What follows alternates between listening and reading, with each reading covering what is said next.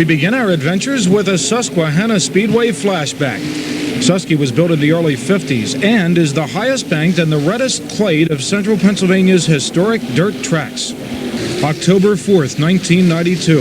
If you like large fields, Joey Kuhn's Manufacturer's Appreciation Night is always required viewing. Over 50 sprinters are letting it fly in honor of an additional $20,000 in prizes. Airborne Jesse Wentz and Alan Cole are among those uninjured in the first turn. Tony Greener salutes the fans. Another Susky spill as Steve Smith goes end for end. Although the feature found the track dusting, the groove is high and passing plentiful. The 21 of Fast Freddie Raymer has already come from 8th starting spot to lead, but the number 77 of Outlaw Stevie Smith is closing after starting 12th. Freddie will prevail, but things really got interesting on the 25th of the 30 laps.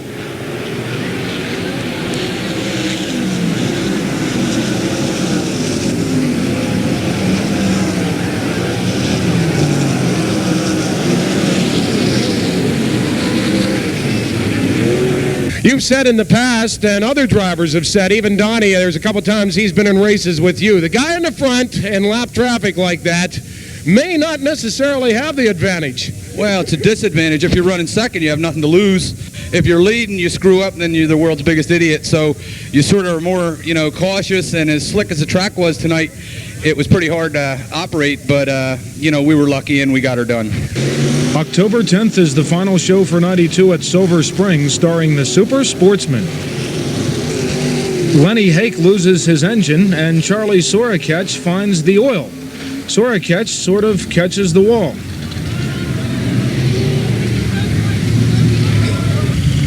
It was a hard crash, but Charlie is okay. A typical Silver Spring feature as Paul Troutman, number 16, gives up the lead to the number 7 of Jeremy Trout, who had started 8th.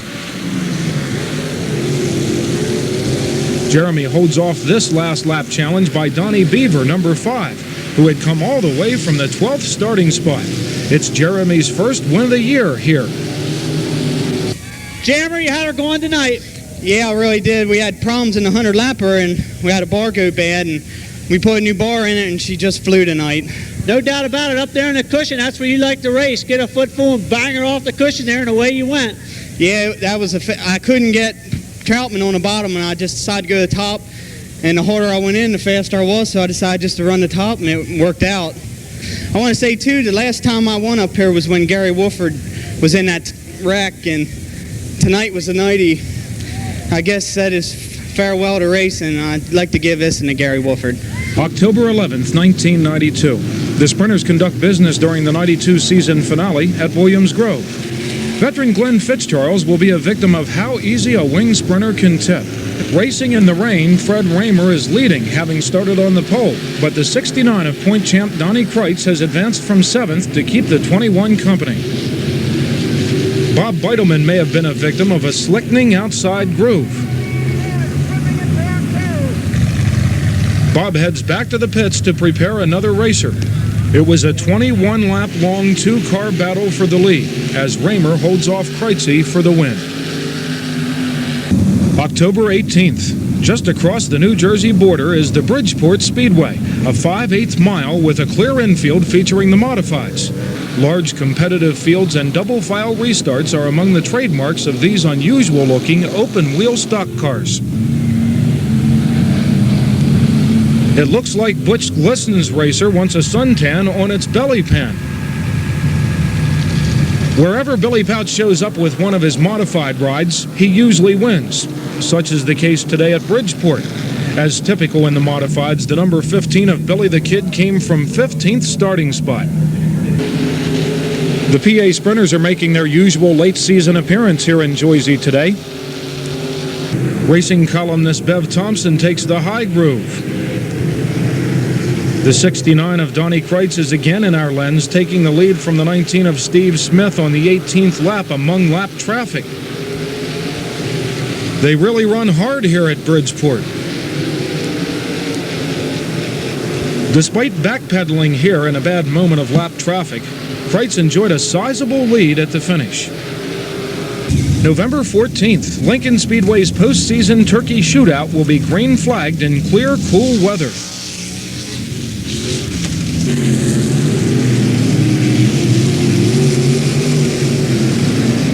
Steve Smith is on end again after a late hit in the dusty third-turn sunset. Always fast on Thanksgiving, Chris Ace came from the second row to lead every lap. November 28th, for something a little different, we take the Pennsylvania and Jersey turnpikes to I-95, and we're at the shore and Wall Stadium. It's a little cool for swimming, but a large crowd has come for the 19th annual Turkey Derby, starring the Asphalt Modifieds. It's a very well-run show and the season finale here at the High Bank Third Mile Saturday night operation.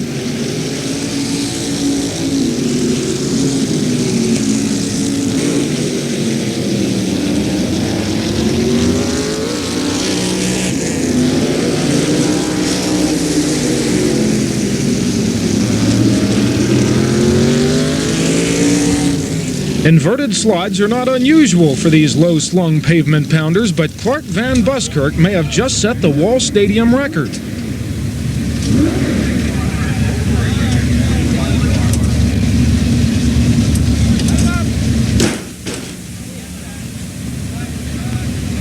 The 6:59 of Eddie Bone leads the 40 of Ken Woolley and the 76 of John Blewett early in the 150 lapper.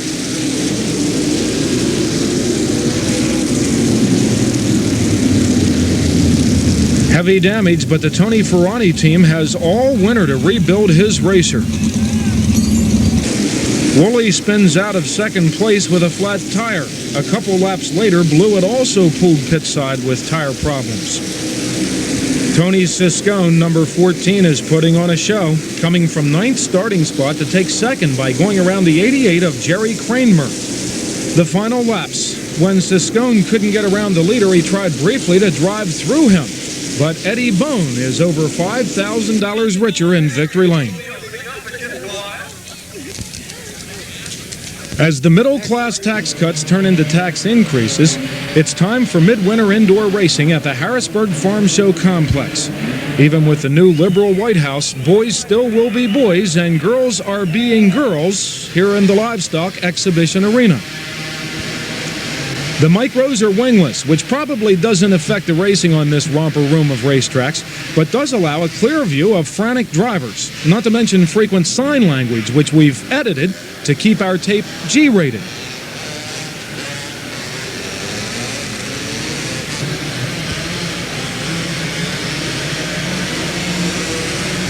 Flip victims are Mark Kirkpatrick, Brad Sheets,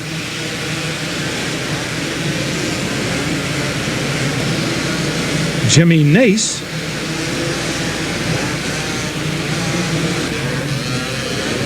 Ralph Littlefield,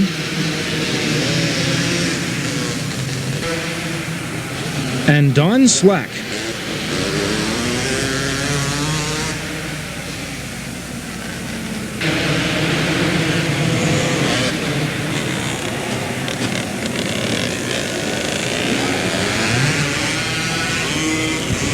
Kevin Gobrecht pinches off his fuel line to minimize fluid leakage of his inverted racer.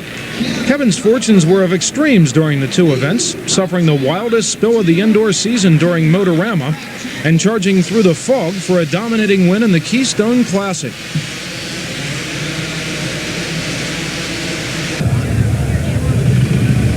I don't even think we have to remind him to smile. February 10th. Highlights of a Florida vacation include the All-Star Speed Week at Tampa's East Bay. A large crowd would arrive after the time trials. Even with a stellar field pit side, including the likes of Hewitt, Haudenschild, and Davis, the series would fit this tape very well, as all four features were won by Central Pennsylvania regulars. East Bay is perfectly sized for sprinters with a fast, smooth surface, not to mention the best beef jerky in the East. Sprint car fans appreciate the sprint-only format, plus a stiff 11 o'clock curfew ensures you will never be an all-night hostage in the East Bay grandstands. Brent Anthill had his cage rattled in this opening night crash. Brent, who finished third in last year's points at Knoxville, is okay. The green racer of Larry Skinner has a large lead on the final lap of the C Main.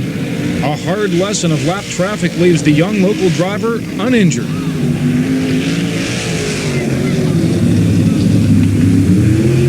Fred Raymer, number 21, started on the pole and led every lap. Chris Aish finished second.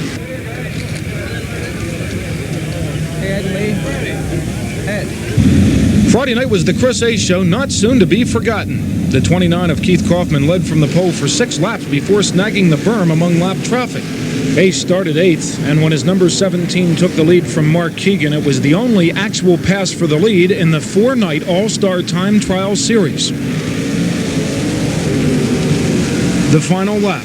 Aish is still leading, but Keegan and Fred Raymer are closing.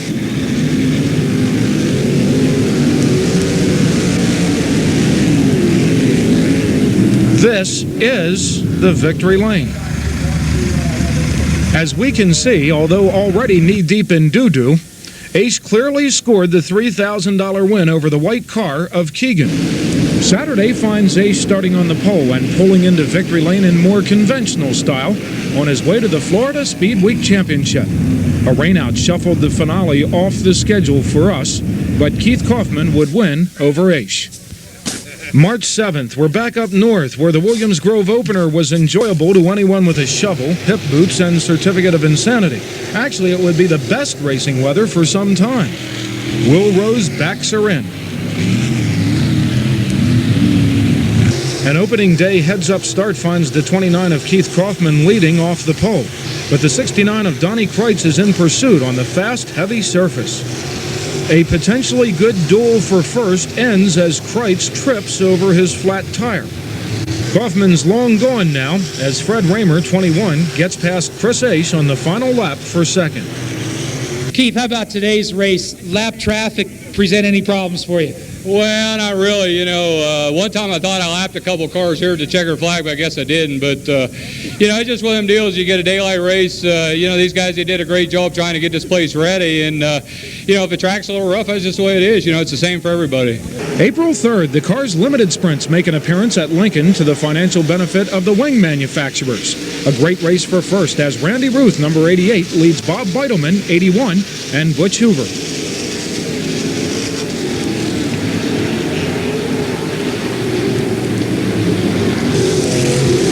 A first turn spectacular leaves Flippers B.J. Bollinger and Jason Claus uninjured.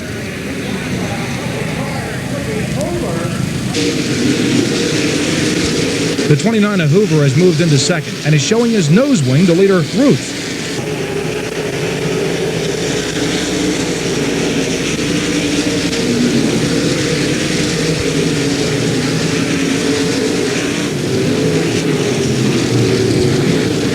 It's cold and it's late as Bob Beitelman has the lead to himself for the final 5 laps. How do you find the track here at Lincoln Speedway with some of the changes they've made in the off-season?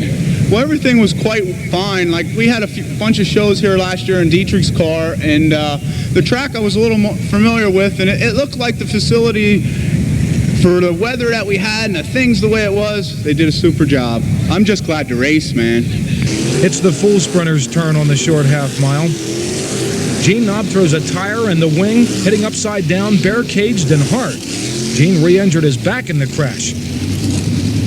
A heads-up start, flag to flagger, stars the 461 of Lance DeWeese. Yeah, we were pretty good tonight. I could have been better. I got a little slow at the end, but that's all part of it. You know, we was afraid to get too tight because we didn't know how much moisture would come back up in the track or not. But yeah, we was fast here at the end of the year last year. The last race of the year, the daytime show, we was real fast there, but we got tangled up with a lap car and had to go to the rear. But we like it here. It's a lot of fun racing here. Lap traffic makes it a lot of fun. The Big Diamond Speedway near Minersville operates Friday nights, except for the opener. This year, green flagged on Sunday afternoon, April the 4th. Despite continued very cold weather, the fan-oriented modifieds draw a full house.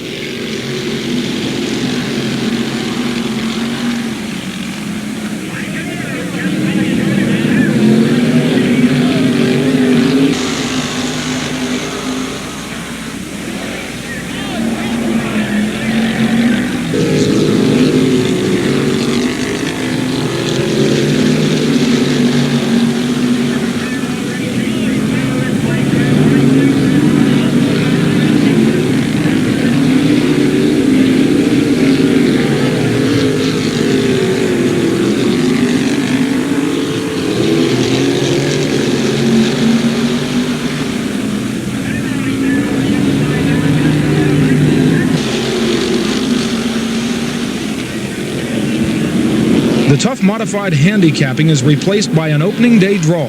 This simplified our coverage.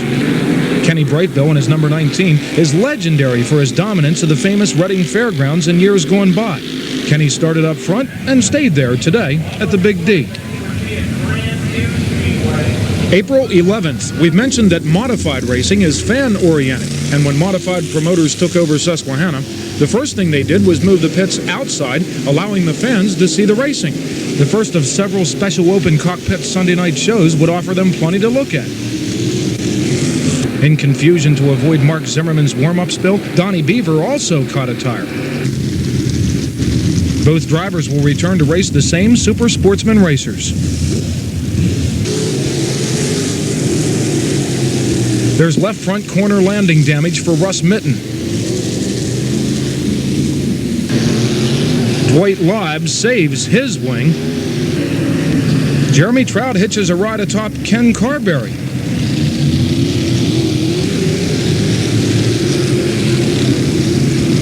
Dave Schuster goes Easter egg hunting out in the thicket. Tim Kuhn is also over on the heavy, superfast racing surface.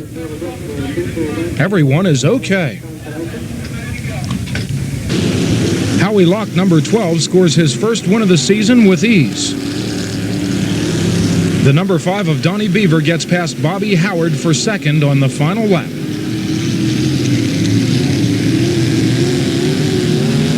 I got to thank Gary Johnston, one of the kids on the crew here.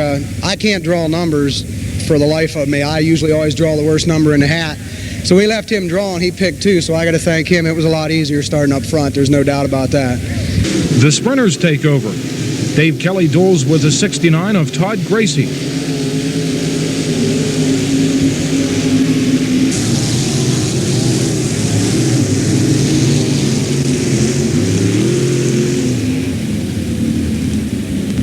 Tall Alan Cole frees himself from his heavily damaged racer.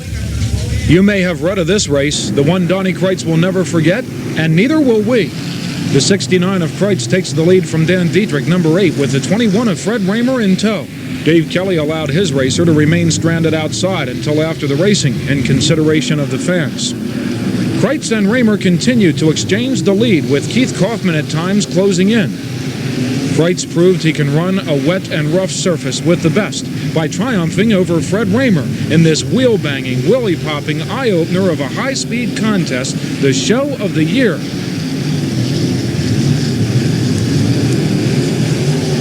April 16th at a wet Williams Grove. Darren Ace, number 10, leads the feature that will include a week-long rain delay. Week 1 launched Ron Hodges over a spinning Len Thompson.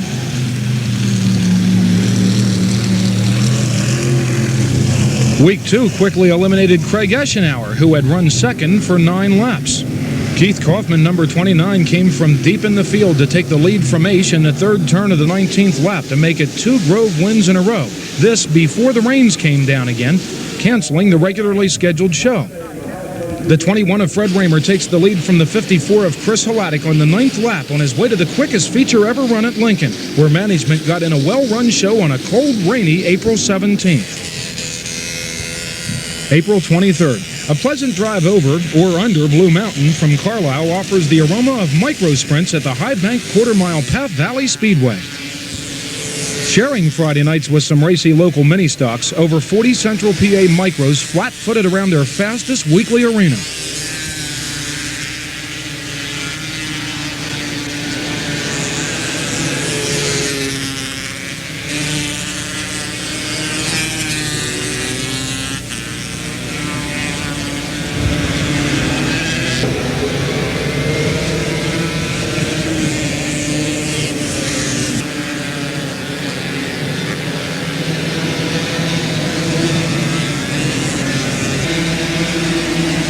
Mike Walter and Randy Morrill control their heat race contact, but they will meet again during the feature.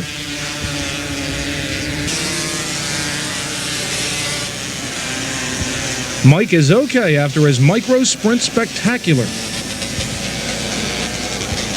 Micro superstar Kevin Gobrecht is on hand in his number 92 to start 6th and dominate the wild 20-lapper. Paul Klein prepares as the mini sprints make a special appearance in the Valley. These racers are almost the same size as full midgets and a little bigger than three-quarter midgets, which are a little bigger than micro sprints, or are they micro midgets? Who's confused? Anyway, the 15-car field is loud and several are very fast, including a black 92 piloted by one Kevin Gobrecht.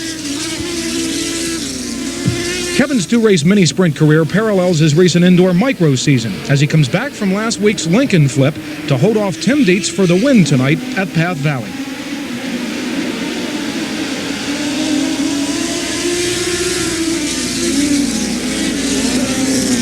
I guess you'll be giving the open cockpit victories a real go at it this year, racing in two divisions. Well, we hope so. I really didn't think much about it because with your first year of mini sprints, you're kind of lucky to get your first one or two wins, more or less a bunch of them. So I'm just, glad to have this one. And once again, I got to thank Rich Wogman Jr. I mean, he bought the car for me. He bought everything for me. I just can't thank him enough. Meanwhile, over at Williams Grove, Tony Greener has a lost screwdriver stuck in his accelerator. They don't call William Bryan Wild Bill for nothing. Leader Fred Raymer's problems need no explanation, but only the 461 of Lance DeWeese slips by, and on the final lap yet. April 24th. As the old postcard proves, the Port Royal Speedway is the senior of all PA's operating speedways. The full half mile in the rustically charming fairgrounds is known nationally as one of the most awesome arenas to view winged sprinters. There's no better place to see sprint chassis and drivers work than the fourth turn bleachers at the Port.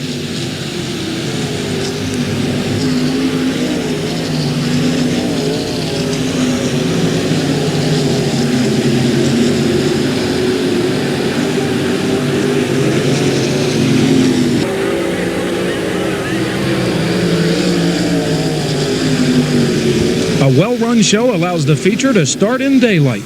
The 461 of Lance DeWeese takes the lead, but the 29 of Keith Kaufman is pursuing in lap traffic.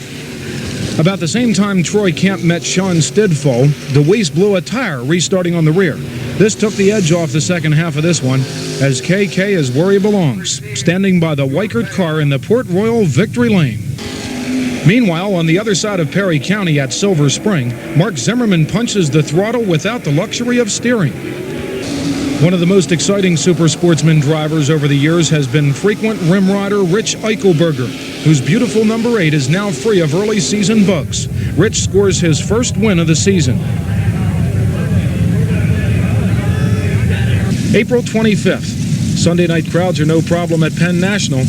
Reasons for the Tri-Track Big Diamond, Grandview, and Penn National Modified Circuit success may include what you won't see. There are no limited modifieds, 6-cylinder mods, mini mods, etc. Just one full field, often exceeding 50 cars, participating in undiluted and addicting competition, plus one single supporting class of street stocks.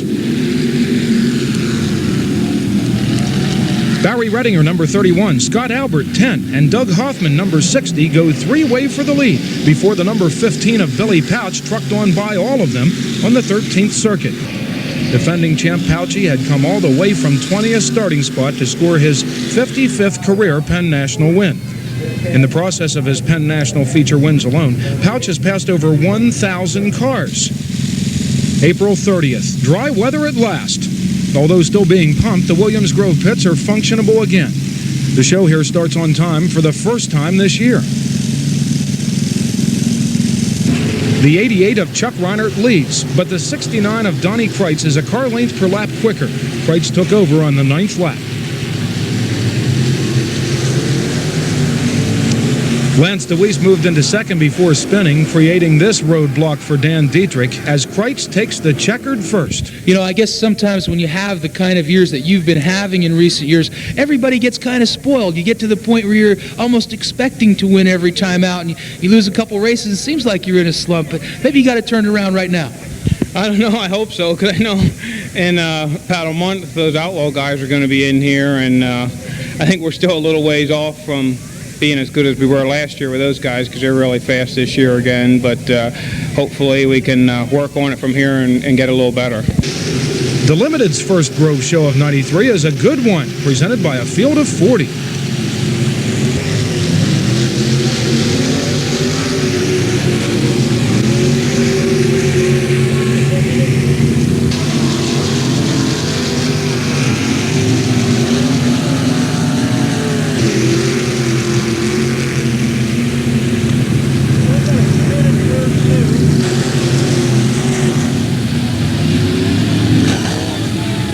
Luckless Jim Novinger frees himself from his uncomfortably hung racer. Steve Valella also stimulates the local economy a bit.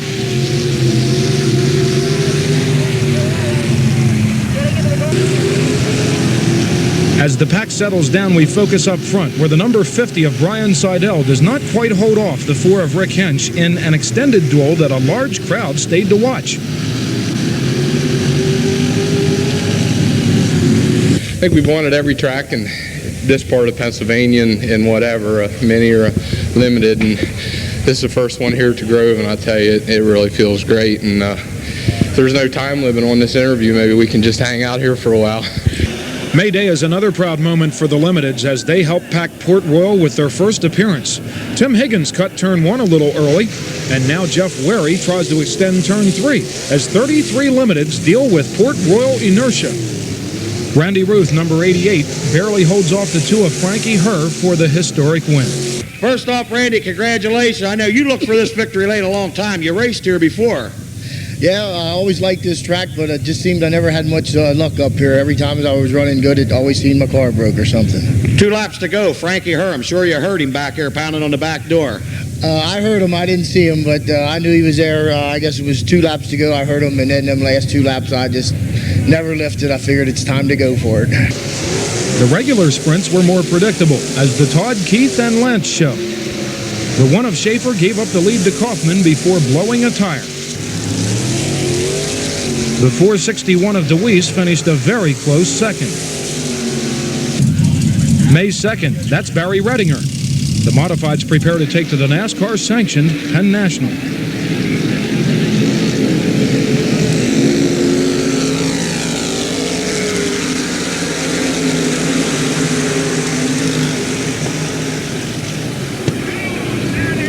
The 15 of Billy Pouch once again roots his way into the lead, but another sprint car star, Fred Raymer in the R10, is also not sitting home Sunday nights. Fred did the unusual, taking the lead from Pouch on the 9th lap to lead for 6 more, until the 19 of Kenny Brightbill conquers all. Brightbill started 19th, Raymer started 11th, and Pouch started 18th, and that's what we like best about modified racing. The CRA is on the way. May 7th is time to meet them near Ohio's famously fast Eldora Speedway. Once a year, the California Racing Association tours across country, enthralling fans with their dedication to wingless sprint car racing. A club of paradox, perhaps, this group has so much going for it, and at the same time, some very challenging problems. It takes a special breed to race topless at Eldora, as everything about sprint car racing is exaggerated, including the occasional violence. In a 1988 USAC feature, Tony Elliott was moving well until bumping the wall. Tony is with us tonight. Leland McSpadden and Jack Hewitt are the favorites this year. In the 1991 CRA show, they got together while battling for the lead. CRA 1992, Jack Howdenshield took the lead from McSpadden very briefly.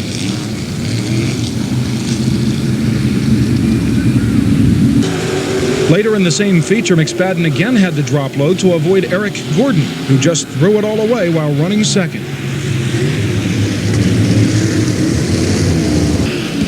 Although nobody was hurt in any of these crashes, a tranquilizer might be in order as we climb atop Earl's water truck surrounded by the skyscraper rim rider turns of the world's fastest half-mile dirt.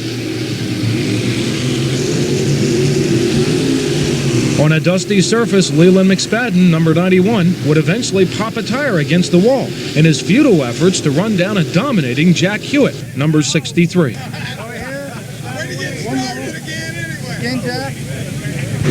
It's a 2-night stand, and Saturday found the water trucks busy and the dust back under control.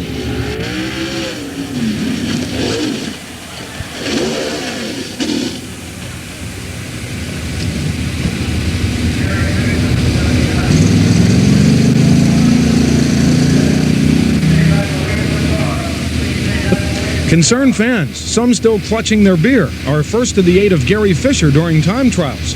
Eldora's front stretch is not the best place to be when your sprinter decides it wants to roll over.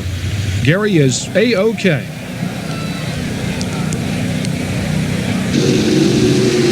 Robert Stanley and the 17s of Tony Elliott and Charles Davis duel before the 17s meet in turn 1.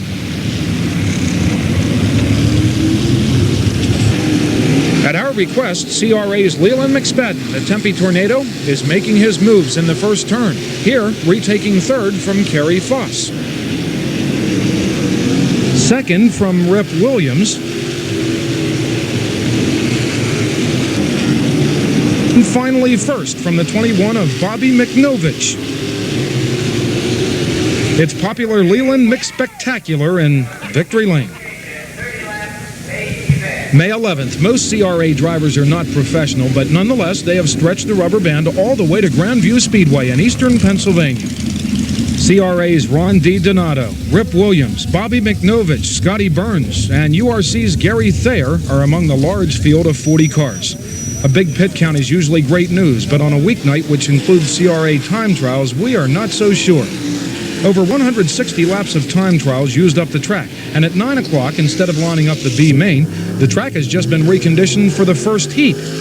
Not so good for the working fans. And how many race people do you know on welfare? Gary Thayer may not like time trials either. The racing was action-packed and very competitive, featuring fine runs by locals such as Billy Ellis and Mares Stelfox. It does seem that the big money power setups lose some of their advantage when the wings come off.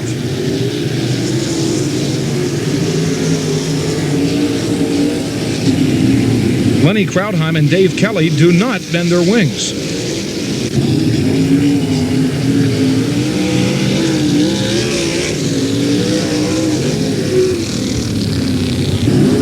Leland was racy, but only mid-pack before catching the cushion, the only feature flip.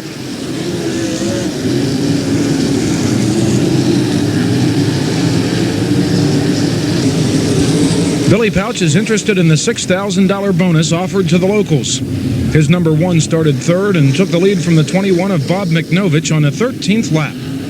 Up to third midway, Chris Ace appeared fastest until becoming a victim of a bobble by second place, always exciting Kerry Foss.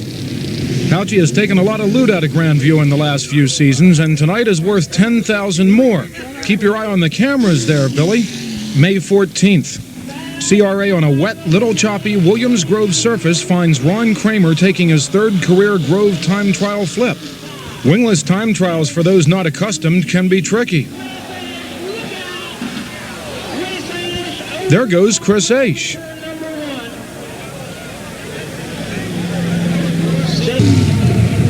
Still in time trials, Bev Thompson has her crack up in the third turn. Everyone's okay. Another great mixture of cars took the feature green. All-Star Frankie Kerr, number 23, takes first from CRA's Ricky Gaunt, number 4. Local star Billy Pouch, number 1, again started third before moving into second. Lance DeWeese is the only flip victim outside of time trials.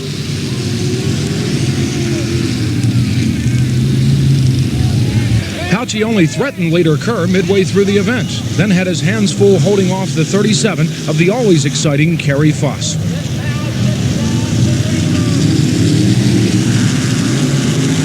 I'm sure you knew it was Billy Pouch behind you, and I'm sure you knew how much this meant to him. There was a difference of $8,300 between first and second. You knew he was going to be coming after you. Well, Billy come from the modifieds, and I figured he used some of the modified tactics, but he really ran clean, and I congratulate him for Tuesday. He made 10 grand that night, so it's my turn to make 4 tonight. Hey, nice to come back and see all these people in the grandstands tonight. Pennsylvania is still the greatest. I don't care where you race. May 15th, CRA's most impressive crowd packed Lincoln. Time and track surface again were not the only thing wasted in time trials, as Cliff Bryan's first competitive lap without a wing cost him his racer. Cliff, young brother of Bill Bryan, took a ride to the hospital but was okay. Lincoln seemed to be the perfect size for the wingless sprinters, but then such is the case for wing cars as well.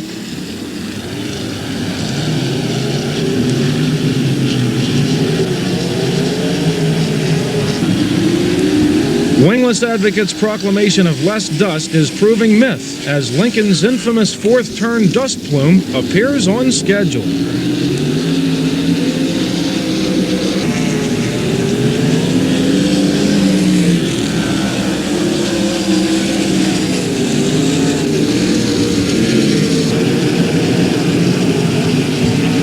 exciting Kerry Foss started on the pole and threatened to dominate. Kerry had a half-lap lead when he caught a tire, some air, and the wall on the 9th circuit. CRA drivers still have their night as the number 4 of Mike Kirby inherits the lead and holds off Leland McSpadden as the groove moves upstairs. Good show. Well, for you, you had to know who was behind you tonight. Leland came up from 18th starting spot. He was in 4th after 7 laps. A bad break for Kerry back there on the 3rd turn. I don't know, could you got back and run with him? Yeah, it seemed to get better at the end.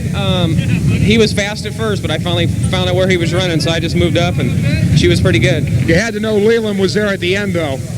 I tell you, I won 4 main events, and he's been in second every time, so that makes it real tough. May 16th, warm-ups. Susquehanna has a perfect wet, slurpy surface for CRA's Pennsylvania finale. Unfortunately, threatening weather led to a smallish crowd, which led to the promoters bailing out after a brief rain shower. Refunds were offered to the fans, but antidepressants might have been more appropriate. It could have been the show of the year. May 21st, Tony Grainer will be very much part of the excitement tonight at Williams Grove.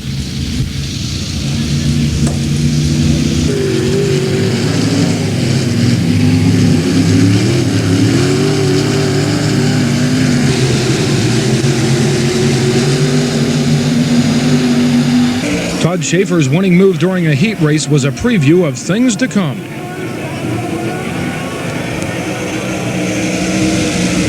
The feature opens in wild style as front row contact dominoed back through the field, finally victimizing Bert Shoup and Dan Dietrich. Tony Grainer leads but bumps the steal as the 19 of Steve Smith is closing in. Smith took the lead on the 9th lap as the 17 of Chris Aish follows into second. Aish tailed Smith until the 18th lap. As Aish took the lead, the number 1 of Todd Schaefer, who started 9th, made one of his moves, which proved that wings are not all bad. Schaefer took the lead briefly before dropping back to second down the backstretch and then regaining the lead for keeps in turn 3. The feature also ends in wild style as Tony Grainer flips across the finish line while beating out the 16 of Bill Bryan for 6th. Mike Wagner, who had just stalled on the track, and Tony are both okay. Meanwhile, Todd Schaefer, Mr. Excitement, is with his rewards in victory lane. The limited sprints will contribute their share to the record 10 flips at the Grove tonight.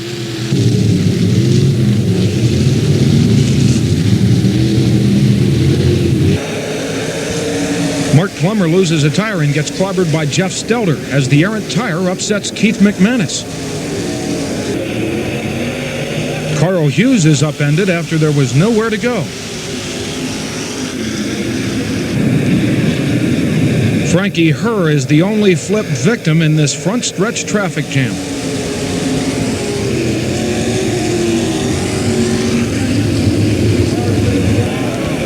The bad one starred Moon Mullen in turn 3. Moon saw a few stars, but was A-OK.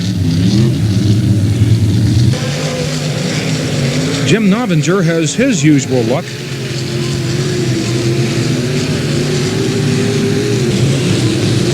Bobby Weaver has a limited ride tonight, but the first turn of the feature is the end for letter X. Dale Hammaker was running 3rd on the final lap when his luck ran out. Even Scott Kleinfelder had to bust through on his way to the win after starting back in the pack. Scott crossed over from the Sportsman this year, and it's his first limited win. Thanks, Bruce. I'll tell you what I like to do. I like to dedicate this win to my number 1 fan, Brenda Sanderson. She's here tonight. She told me not to win last week, save it for tonight because she couldn't be there, so I won for her tonight. May 22nd, the Modifieds have taken over Susquehanna as they try it 4 wide here every Saturday night. Over 40 mods are again pitside, and a good crowd is in the stands. Wild stock car action finds Scott Irwin inverted and early feature leader Don Schweitzer riding the rail. We've got some modified heavyweights calling Susky home. The number 19 of Kenny Brightbill worked past the 17 of Toby Tobias Jr. and the number 714 of Billy Schenkel in extended side-by-side modified style racing on his way to the win.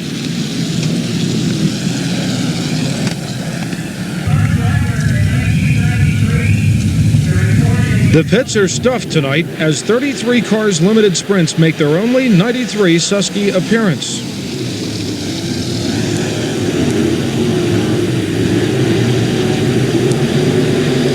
Despite early race contact, Rusty Presley has been leading the feature since the second lap. Rusty looked strong until a 10th lap restart when a left rear tire came loose. This cost Rusty the lead and then a wing.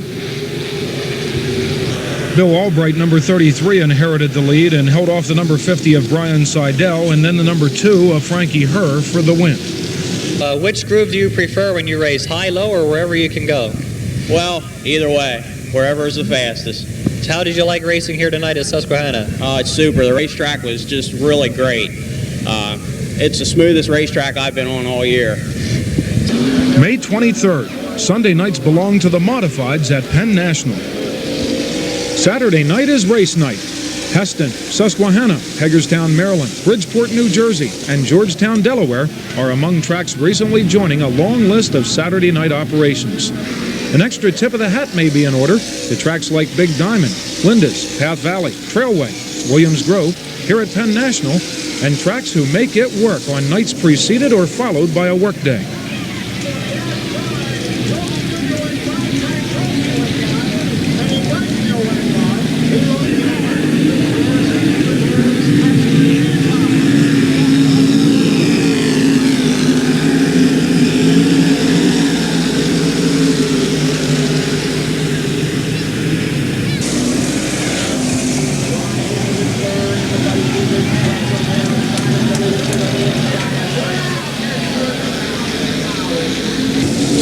Doug Hoffman almost becomes the first Penn National Flipper of the year in this feature tangle.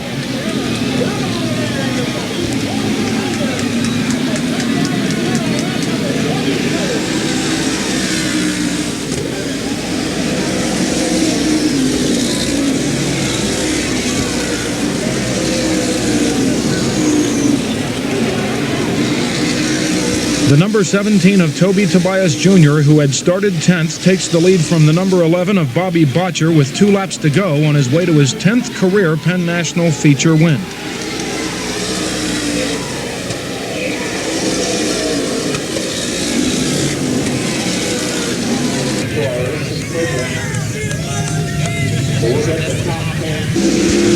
May 27th, local talents Chris Hladek and Todd Schaefer hauled down front during the first Williams Grove World of Outlaws show of the season. Schaefer's heat race wheelie played the rave reviews. Hladek got caught up in aggressive B-main action.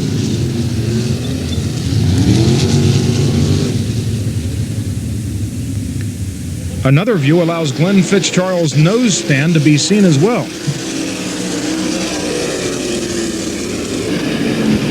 Wild Bill Bryan backs her in. Features lined up through time trials are often easy to cover. Dave Blaney starts on the pole and leads every lap. Dave, it's been a heck of a year for you so far. You sure look fast tonight. Well, it has been a good year. You know, I got to thank Ken Woodruff. He keeps his Vibrant Ford running real strong for me. Gives me a chance every night. And, you know, sometimes it goes your way, sometimes it doesn't. Things certainly don't go Doug Rohrball's way on May 29th at Lincoln.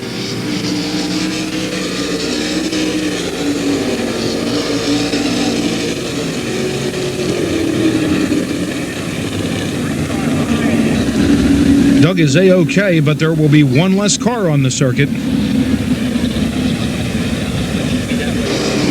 Lincoln favorite Fred Raymer is running the Outlaws tonight, and Delaware's Scott Walls takes advantage for his first sprint car win.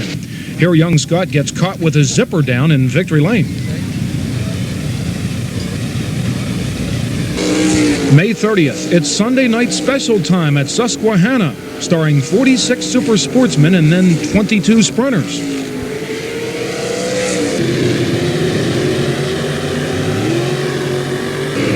When Big Bobby Weaver's Sportsman Dry Slick setup clicks, and it often does, everybody else is running for second.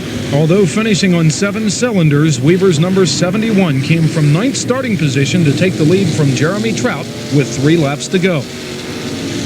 Well, it was quite a performance there. You went side by side for about 3 laps. I guess that has to always be a thrill when you're driving. Yeah, well, that's right when I dropped the cylinder and I couldn't quite get him cleaned off. I see. So tell us about your trip through the field. You really had to work out there tonight, I guess. Yeah, usually when the track gets slick like this, we go pretty good, and we hit the setup right, and I mean, we were going. The sprinters are still the fast way around Susky. Randy Wolf meets Billy Sims after getting spun in traffic. Bill Bryan scores his second career win in style, leading every lap. Congratulations, Bill, on your win tonight. How was it out there? The track was real slick, but the crew had that car working real good, and we could get around the top real fast. I mean, everything felt real good, so it was a good time. I guess you have to be really pleased winning your second feature. How long have you been racing sprint cars now? Well, this is the beginning of my fourth year, and it's been since Labor Day 1991. I won my first feature here, so they're far apart, but I'm not planning on making them that far this time. June 2nd, the World of Outlaws' first ever show in Delaware is at the State Fairgrounds in Harrington. Promoters are politicking to revamp the historic facility for auto racing, but the surface is still for horses. They're working on it. A good crowd filled the stands of the big half mile.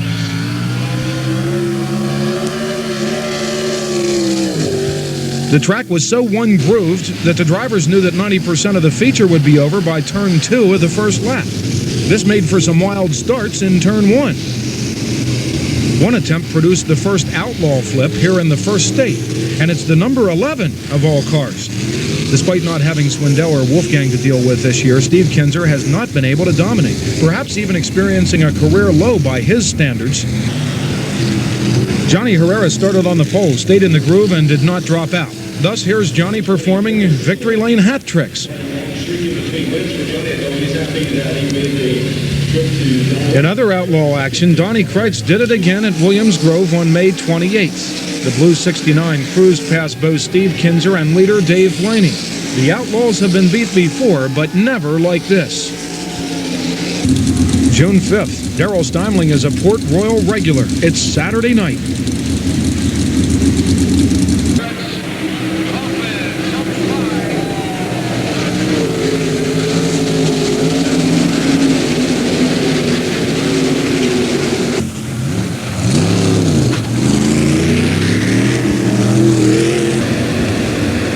Troy Camp and Rod Stroup tangle and pile up on turn 4.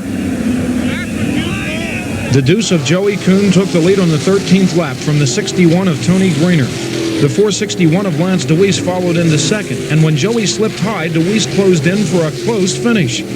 Kuhn prevailed for his second Port win of the season. June 11th, Williams Grove. Frankie Pruitt Jr. in number 7 takes his first ride ever in a sprint car during warm-ups. After nearly getting run over in the first turn, Frankie stood on it and promptly dumped it in turn 3. Long overdue for a win here, Craig Eschenauer led for several laps until the 461 of Lance Deweese slipped by in turn 1.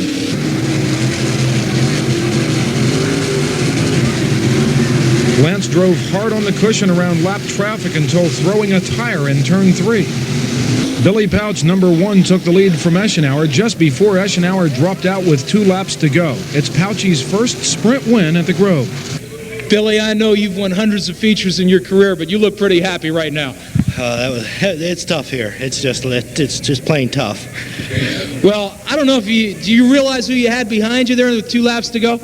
I seen the 29 up on the board, and I know Keith's tough here, and he runs about as good as anybody gets around this track, and I just was trying to hold a good line up against the cushion to keep my foot in it.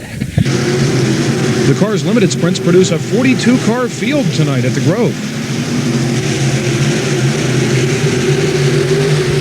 Qualifying is tough. That's Rich Carnathan landing hard on the guardrail. Rich's car was heavily damaged.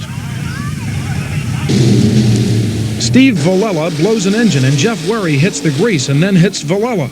Both cars stand up, but again, everyone is okay. Randy Ruth, number 88, passed the ex of Bobby Weaver on the next to last lap for his second Cars win of the season. June 12th, Port Royal.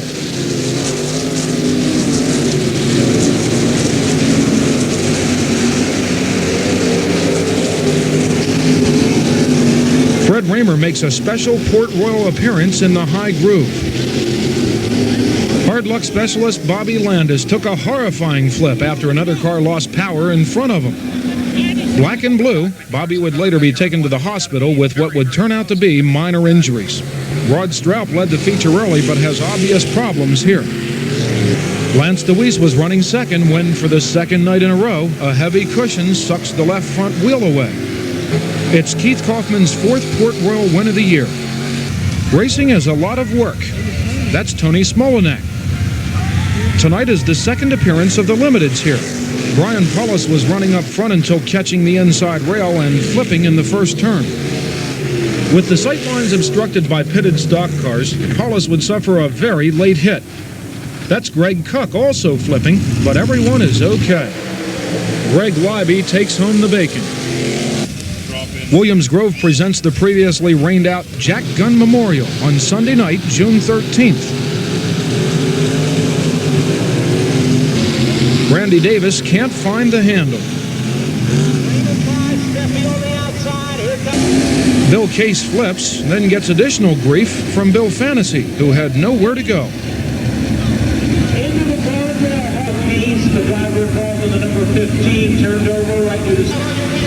Frankie Norris almost flips in the first turn, but keeps her rolling.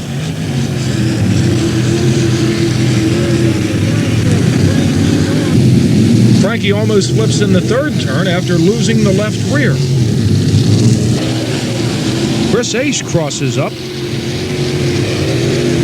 A spin by Frankie Kerr opens for this brother act as Darren Aish rides over Chris's tire. Glenn Fitzcharles also gets involved. Donnie Kreitz has a better winning percentage against the Outlaws the last 2 years than he does against the weekly points handicapping here. Tonight's special time trials allowed Kreitz to start near the front. The Blue 69 took the lead from pole sitter Fred Raymer before running away from the field. Your children under 12 and your ducks get in free at Williams Grove. The Super Sportsmen are on hand to present a good feature. But first, White Live rolls the X-Dirt Champ car in turn 3. The number 3 of Dave Callman eventually won out in this side-by-side duel with the 07 being driven tonight by George Group.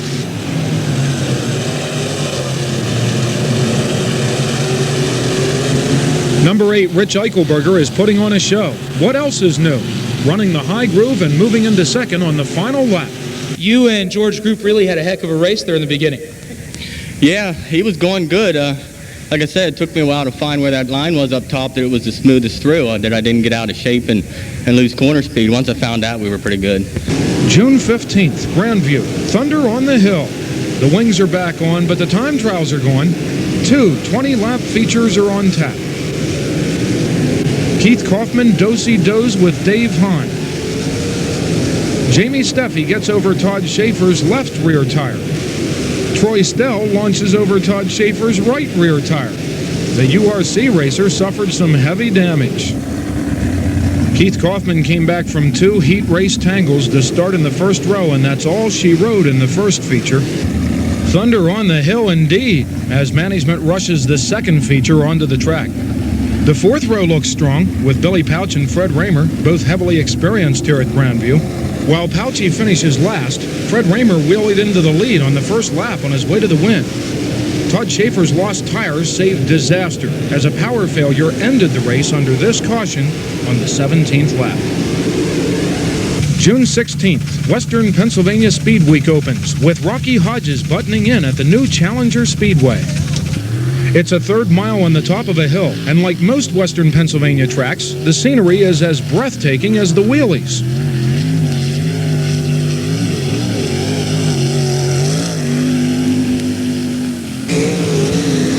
Jack Hewitt races with Bobby Allen.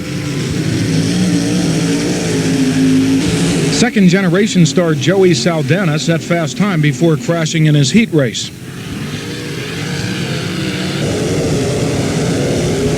The one of Kevin Huntley led until the Black Deuce of Ed Lynch took over.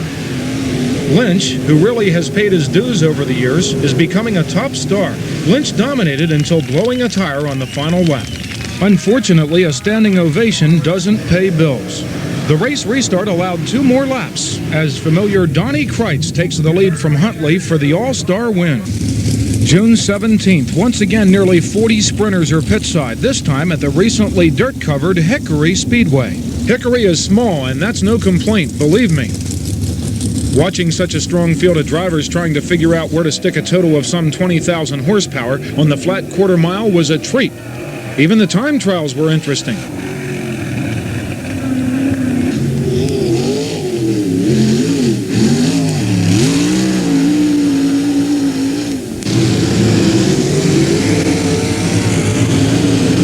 Surprisingly, Rod George was the only car to get upside down, and it was wing damage only.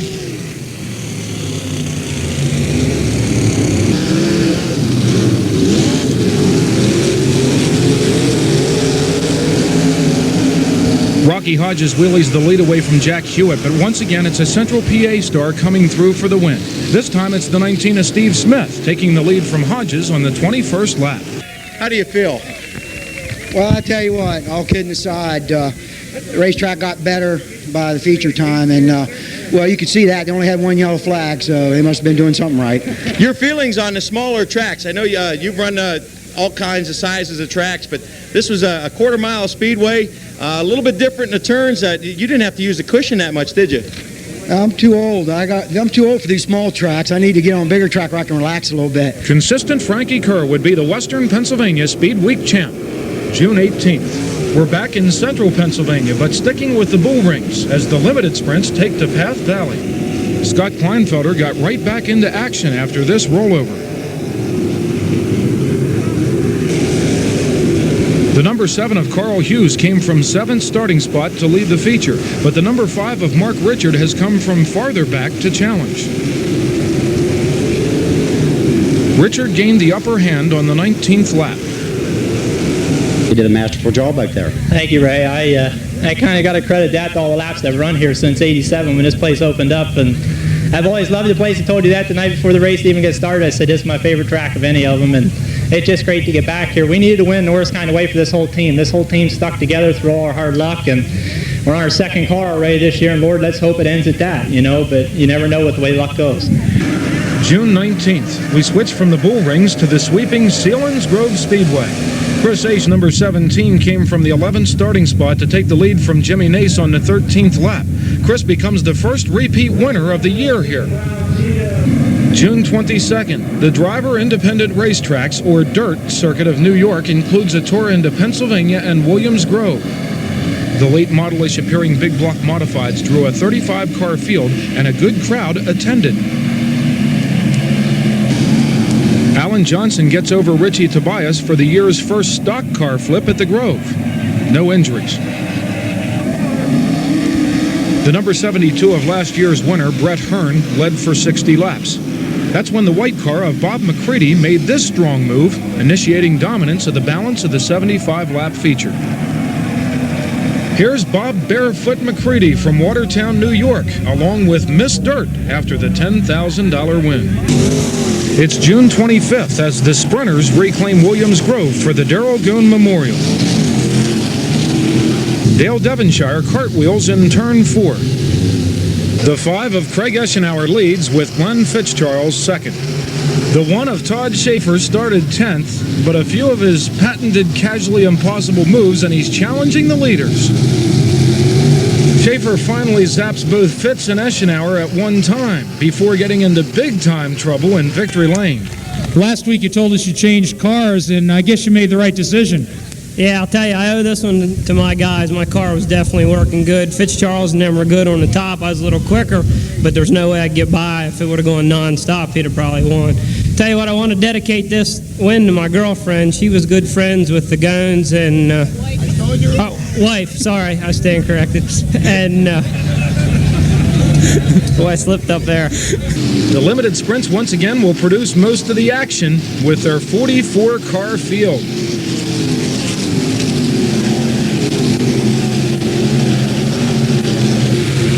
The way is blocked again for poor Jim Novinger. Greg Cuck blows a tire and shows Rich Nye the rail. Very popular this year is the 4th turn double flip, as executed this week by Scott Kleinfelder and Brian Seidel. The final red is a traditional one for Rusty Presley. The deuce of Frankie Herr took the lead midway. and held off the 07 of Dave Kalaman for his second career limited win. Well, you did a great job, really working well on the bottom up there in 1 and 2. Yeah, we were definitely getting a hold up there, and I told the chassis man that's where we want to go around the bottom in 1 and 2 and up top in 3 and 4. What'd you think when you saw 07 on the scoreboard in second? You know that Kalaman doesn't back off for anybody. Yeah, I knew I had the best in the business and the limited sprints behind me, so I had to stand on it. June 26th, a 2-hour delay, but Lincoln is the only track not rained out. Scott Cahill no doubt wished they would have canceled after this hard crash. Another view.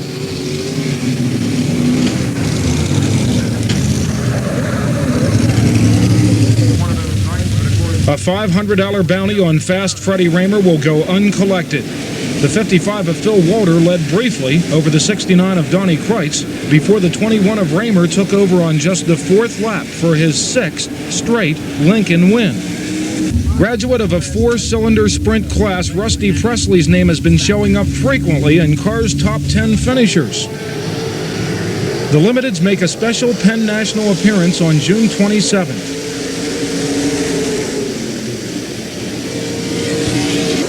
Len Thompson meets a spinning Rich Nye and is upset over the situation. It's a great show on the big, flat, fast half mile. The 07 being driven tonight by Rick Hench takes the lead from Jeff Stelter, number 21, on the 6th lap. Hench led until the 15th lap when the 81 of Bob Beitelman moved around on the outside.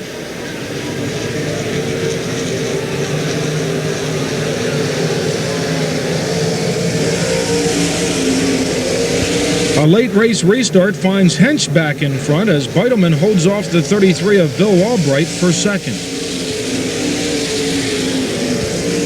Here's Rick Hench, who recently scored his first full sprint win at Selinsgrove after his second limited win of the season. Let's not forget the modifieds. Richie, or Toby, Tobias, works the lead from the white 714 of Billy Schenkel with just 3 laps to go and with great drama. It's Toby's 4th win of the season here.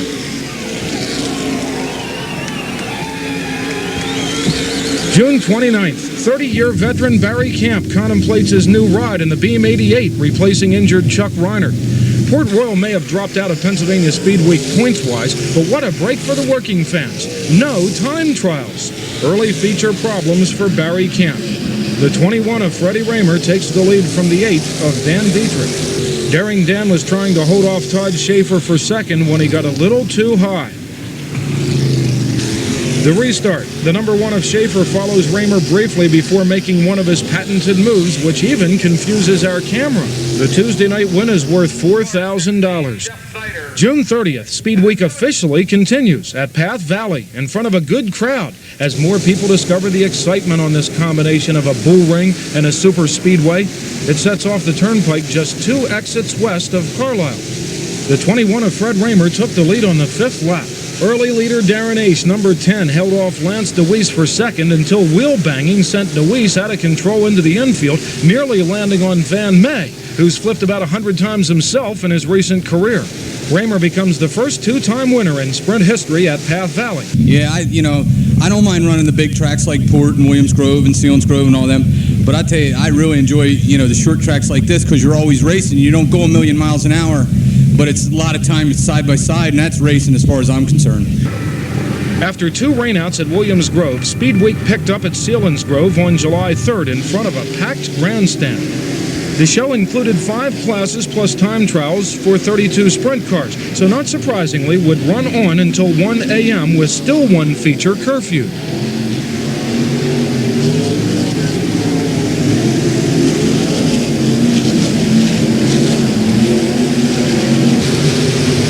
Jamie Steffi has become a Selinsgrove regular. Fred Rahmer leads the 17 of Chris Aish home for the win. Bill Glenn won his sprinter through the air on the final lap. A trip to the hospital was in order, but Bill was not seriously hurt.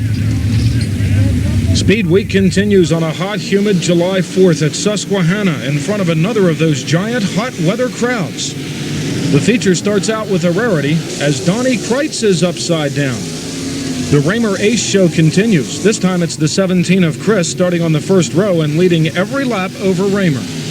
You know, it was really dusty and it got hard to see. And, you know, a couple times I got in there a little too deep and got up in the cushion and the car was bobbling around a little bit. You know, but I made my mind up. I was going to try to win this race no matter what it took.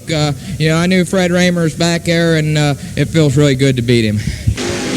The Super Sportsmen make their third visit of the year here at Susky.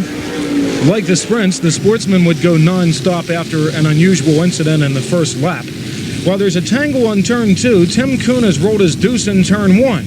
Kuhn keeps right on going, while officials cancel the red flag. This is rare, but we've seen it before.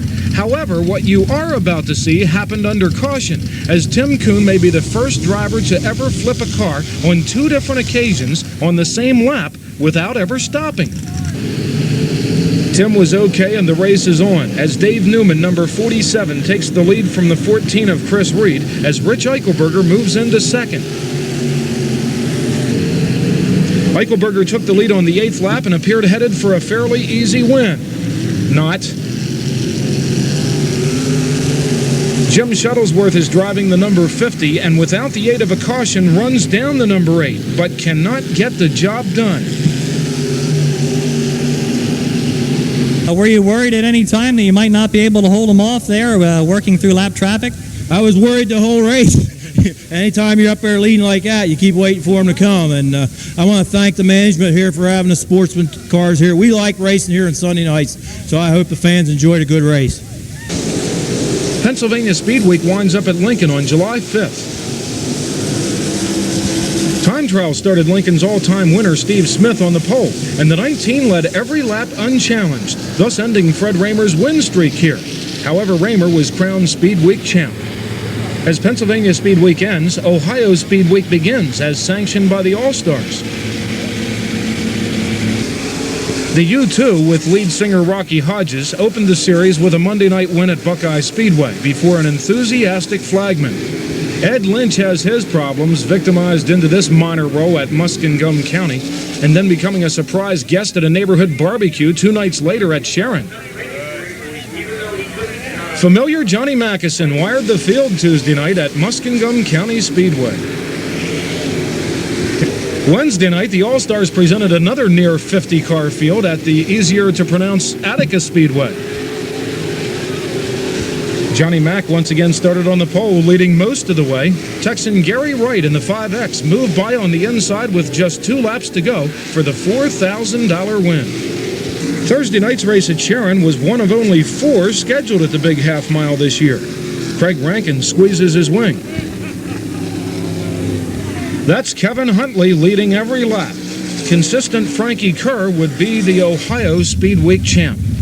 July 9th, back home again in Pennsylvania, where Billy Crawford buttons in at Williams Grove, where the Mitch Smith Memorial is on tap. The late, great Mitch Smith, who scored most of all of his hundreds of wins from mid-pack, may be revolving in his grave to know that a race in his honor was castrated by the wussy handicapping of time trials. Rick Inch rolls the Darrell Crow racer. Keith Kaufman led every lap, while surprise visitor Bobby Davis Jr. in the number 4 duels with Fred Raymer on his way to a third-place finish.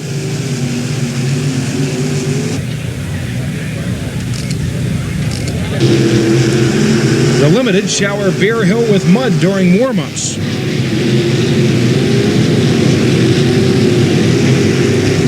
Steve Villella experiences his 3rd Grove flip of the season, still in warm-ups. Brian Seidel taps the rail. Tom Waltman was uninjured in this horrifying flip in the Consi. Bill Albright in his number 33 becomes the 7th different winner in as many races for the Limiteds at the Grove this year. Here, Bill slips inside to take the lead from the 11 of Pete Halata. July 10th. As the Mississippi floods, the East is in a bit of a drought. Second-generation star Troy Camp prepares to do it Port Royal style.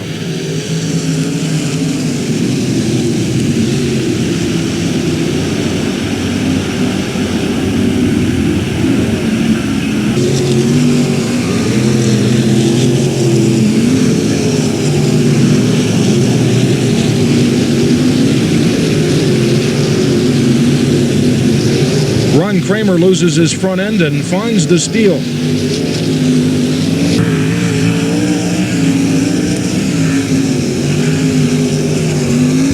Ron is A-OK, but the Kratzer Sprinter will be shelved for some time. Port Royal's Schaefer-Kaufman-DeWeese show was interrupted last week by the number 5 of Craig Eschenauer scoring a $5,000 win. This week is back to normal as the 1 of Todd Schaefer leads Keith Kaufman and Lance DeWeese across the line. July 11th thrills at Penn National. Here come the modifieds, where 3 abreast shots are a dime a dozen.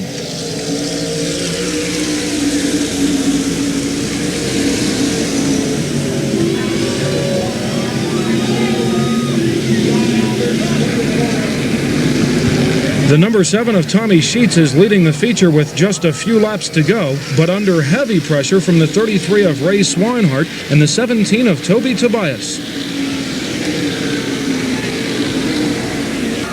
The checkered flag falls in front of an enthusiastic crowd. It's Tommy's first feature win ever, and they're the best kind. Tommy says it took 10 years and $100,000, but was worth it.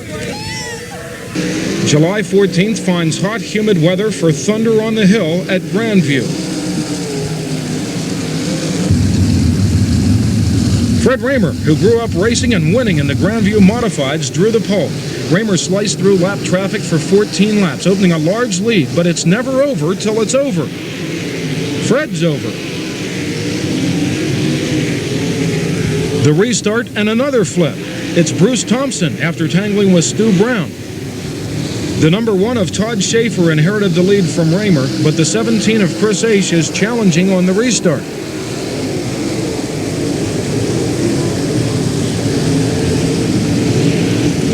Typical Grandview third turn action leaves Chris Aish a comfortable lead at the finish.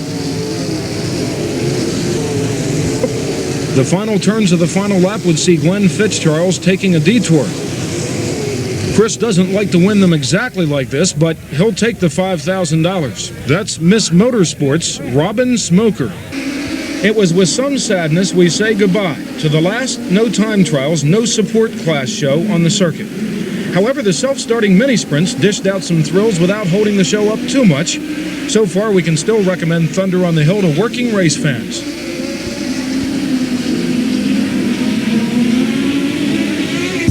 Glenn Worley's no dummy. Every year he waits for others to run out of money before debuting his Barney-colored number 2 Sprinter. It's July 16th at Williams Grove.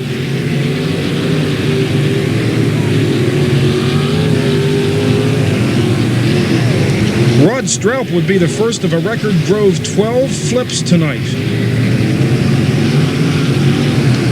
Tony Greener did more sliding than flipping, fortunately.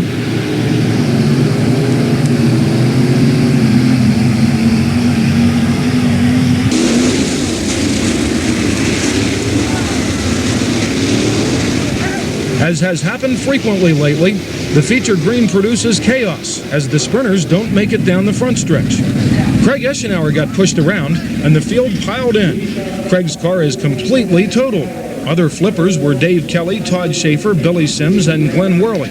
Everyone is okay. Only 15 cars restarted the event, with Darren H., number 10, trying hard to hold off the 69 of Donnie Kreitz. Just what we need, as Dale Devonshire is over and out.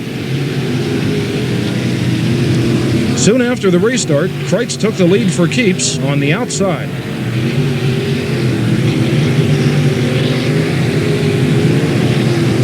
Tracy Templin is one of those hard chargers who are making the limiteds very interesting.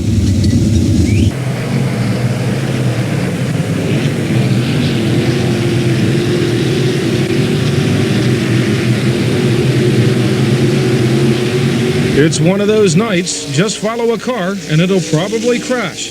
That's Rusty Presley crowding the inside rail.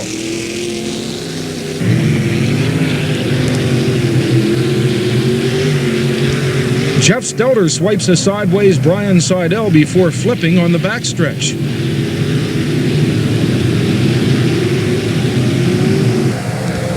Jimmy Walker runs over Lance Machete. Keith McManus takes the high groove.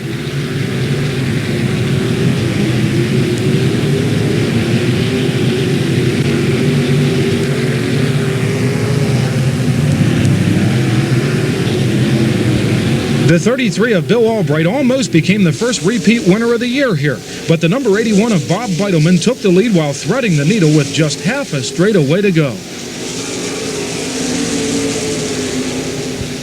We're talking serious crowd as we visit Silver Spring on July 17th. The Super Sportsmen take to their home track.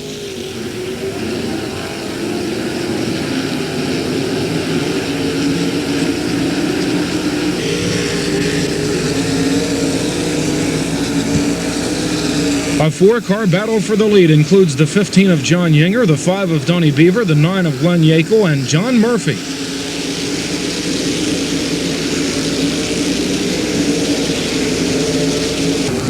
Donnie Beaver prevails for his second straight win here. Were my eyes deceiving me, or did you pass some race cars on the bottom tonight? Yeah, I did. We learned some stuff from up there at Path Valley last night, and we used it here tonight, and it worked good. No doubt about it. I'll tell you what, once you got in the lead there, you were back in the old familiar groove out against the wall. Yeah, good cushion again tonight. Dry track, hard to pass on, but good cushion, so. The usual 10:30 Saturday night ending of the show here at the Spring helps produce swarms of kids in Victory Lane and everywhere. They may get in free, but they buy lots of snow cones, usually bring the folks, and grow into ticket buyers. They are a major part of this, the most successful operation on the circuit. Another big positive here is there's only one class of weekly stock cars. This keeps it a very competitive class. The Spring fans know the drivers' names, stay to watch the feature, and really care who wins. The number 6 of Carl Billett scores his 5th win of the season, taking the lead from the number 7 of Mike Leonard. July 18th, Penn National. The modifieds put the pedal to the metal.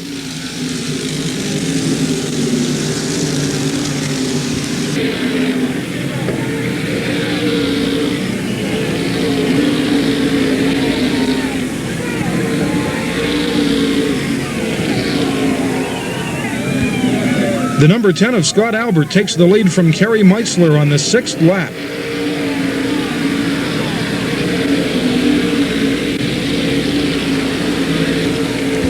Kerry's younger brother Terry Meitzler in the 21 became the 12th different Penn National winner this year by taking the lead from Albert on an 18th lap restart.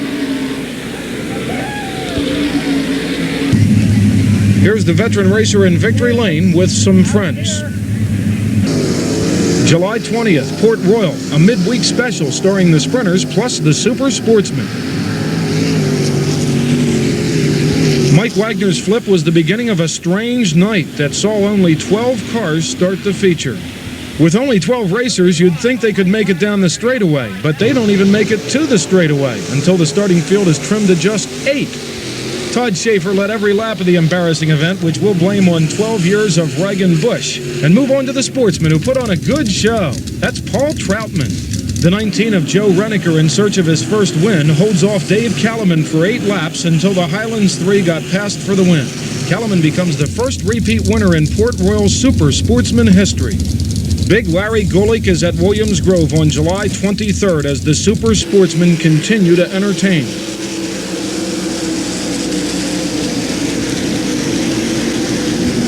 Joe Reniker follows up his impressive Port Royal showing with a slow roll. Joe continued competing after helping right his racer.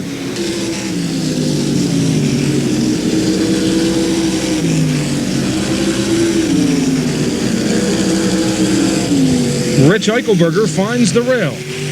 The 38-car field is whittled down to 24 for feature action. Bobby Howard, number 11, takes the lead from the 22 of Steve McNair on the 6th lap. The 14th lap brings the final lead change as Jim Shuttlesworth, number 50, takes over on a restart. Howard hangs on for second. Yeah, when it gets slick, we're usually pretty decent, but I was exceptional tonight because I could run right through the middle. I felt like I was like Kreitz or Big Steve out there. The 16 of Bill Bryan and the number 8 of Dan Dietrich participate in one of the best and longest-lasting duels for the sprint feature lead all year.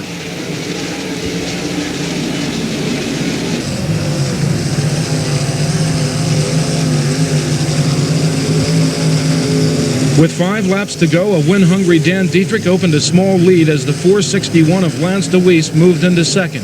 Super Hot DeWeese caught up to Daring Dan, but Dietrich was not to be denied his first win of the season.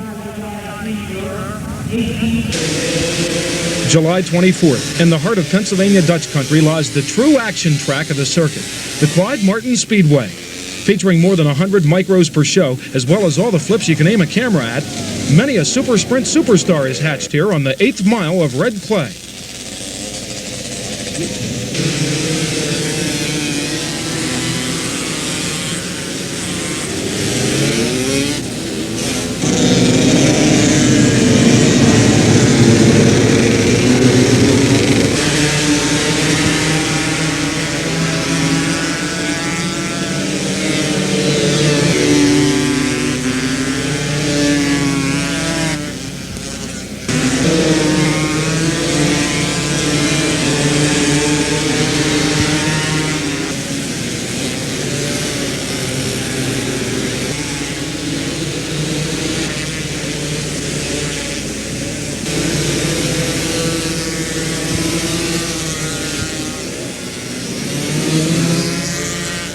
Bruce Buckwater is the survivor/winner tonight, getting to meet the highly envied Miss Greenewald action photos in Victory Lane. July 30th, another large field of limited struggle to qualify at Williams Grove. It's strange. These same drivers could automatically qualify at most Saturday night sprint tracks for a much larger purse.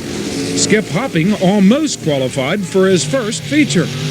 Another view of the horrendous spill which left Skip Hopping with a badly broken ankle. Kevin McNew is leading over this race for second as the 07 of Rick Hench looks strong. Hench lost a tire and turned left way early. Heavy front end damage is evident. The number 8 of McNew goes on to hold off Brian Seidel for his first win ever. You know, nobody's been here twice this year. We've had 10 features, 10 different winners. There's a goal for you. Maybe you can be the first to repeat. I hope so. You know, this division's not easy. You got a lot of veterans in this division and a lot of experience out there, a lot of good equipment. And it's great to race with a lot of these guys. You know, you can learn a lot, and it's just great. I'm so happy to be here. I don't know what else to say. The full sprinters. Chris H., number 17, takes the early lead from the 55 of Mike Wagner. Joey Kuhn is suffering a streak of steering problems. Selinsgrove star Ace goes on to hold off a trio of Port Royal boys for the win.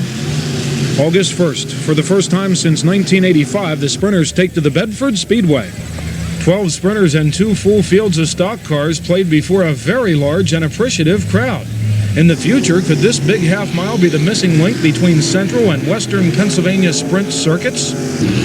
The field was short, but included the best. Keith Kaufman, number 29, who beat out Doug Wolfgang in the last sprint race here, does likewise tonight to Fred Raymer's number 21, among lap traffic here. A hot August 3rd in Western Pennsylvania, Ed Lynch and the World of Outlaws come to Lernerville for $26,000 to win. Time trials here are processed with perfect efficiency. Plus, the 13-second bracket laps get the silly stuff over in less than a half hour. Thus, although a paradox in terms, we call them the best time trials around.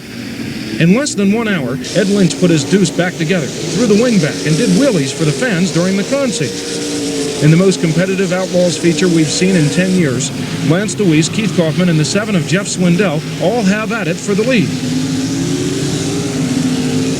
Where'd he come from?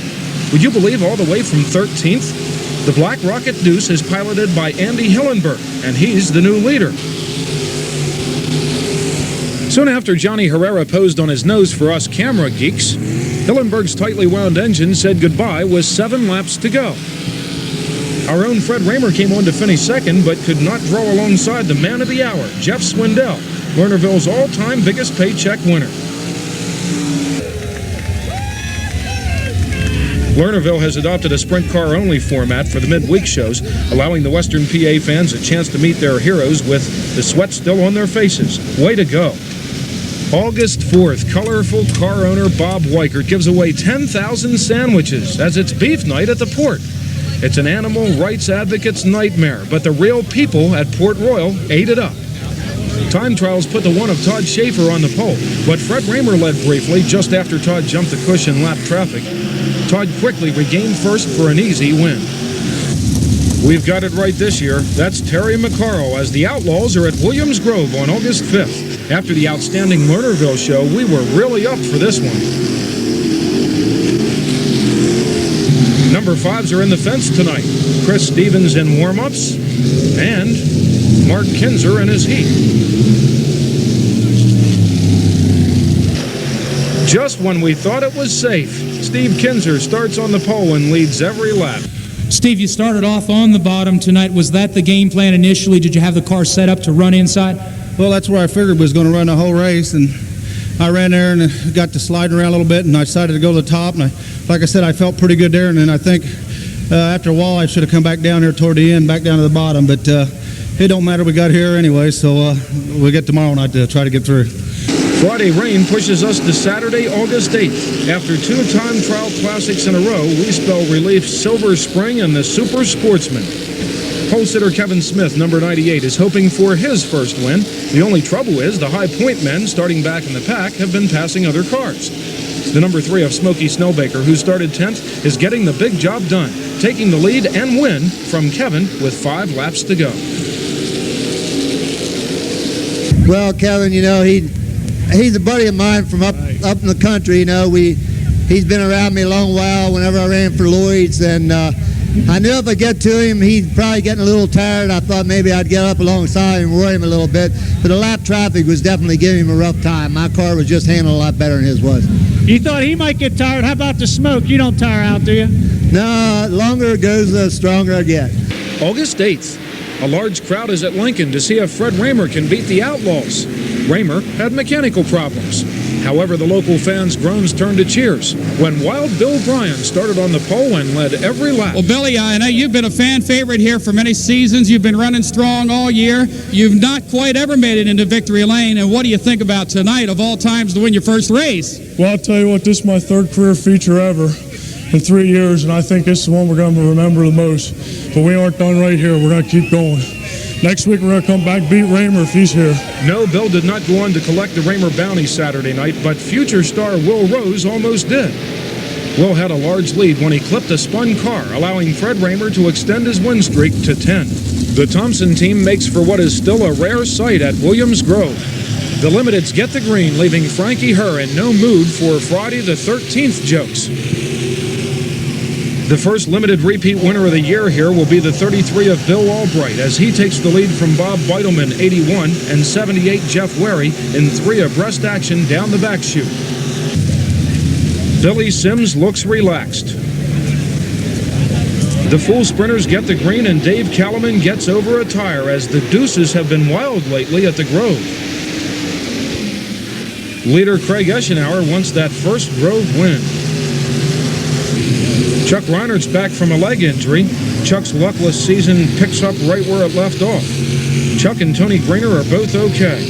A 19th lap restart sets up a Fred Raymer slide job. Surprisingly, it's only Raymer's 2nd win of the year here. August 14th, we stake out new territory at Greenwood Valley. Located about 10 miles north of Bloomsburg in beautiful country. Dad works the track and flags, Mom scores, and the girls sell you tickets and hot dogs during the well-run show. Despite its out-of-the-way location, 60 micros are featured and the stands fill rather nicely.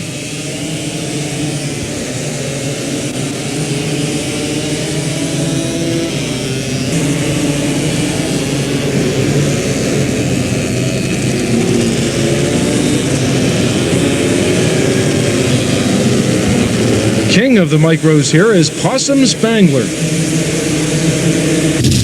Clinton Riggleman is loaded for bear with a curl in his hair as the Super Sportsmen make a secret added appearance August 15th at Susquehanna. Qualifying action starred Scott Carl.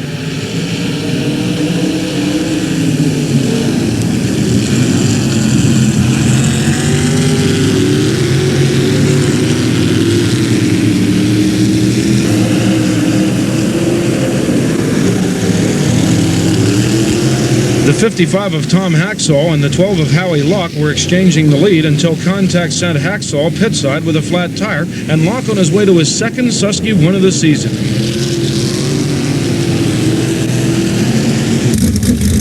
Lincoln, August 21st. Richard Lupo Jr. prepares for push-off in his red 59, prior to banging wheels with Will Rose while battling for first during heat race competition. Randy Wolf hasn't had much luck since taking over the Cooper Motors 25 until tonight. With Raymer in Knoxville, Randy put his up-front starting spot to good use. This is the first time I ever won at Lincoln. I think I've won at pretty much every Central Pennsylvania track, but not here. And I guess that's why Steve let me win, because he has so many. I guess he finally shared one with me. The Limiteds make their third Lincoln appearance with action on the first turn of the first lap of the first heat. Dale Hammaker and Bill Albright are okay. When Scott Kleinfelder went over at high speed, his wing hung on and worked its magic, allowing Scott to walk away after only 2.5 rolls.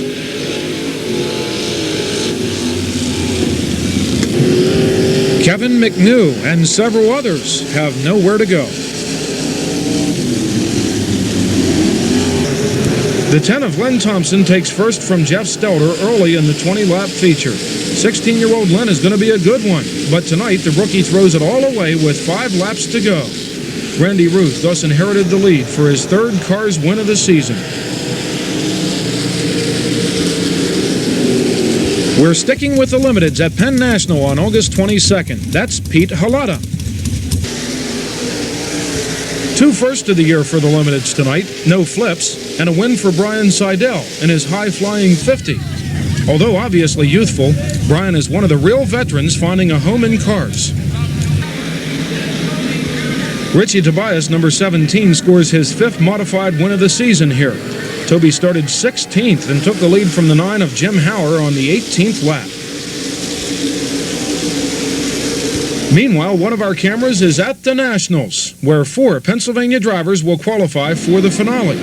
Others of the 180 entrants didn't fare so well. There was 10 flips. Marlon Jones from South Dakota, Ryan Jamison, Bobby McMahon, and Kevin Huntley all flip in this expensive tangle. Todd Ribbick from Nebraska hits hard. Countrywide spills continue with Shane Stewart from Oklahoma. Our own Lance DeWeese was the only flip in the first and second turns all week. He continued in the race. Homestaters Bob White and Larry Webb from right here in Iowa. International spill star Jimmy Carr from Canada. No serious injuries in any of the crashes. Steve Kinzer will score his 9th Knoxville Nationals. Although Kinzer started on the pole, Stevie Smith, number 77, made sure the fans got their money's worth by dicing with Kinzer and leading several laps before the King reigned.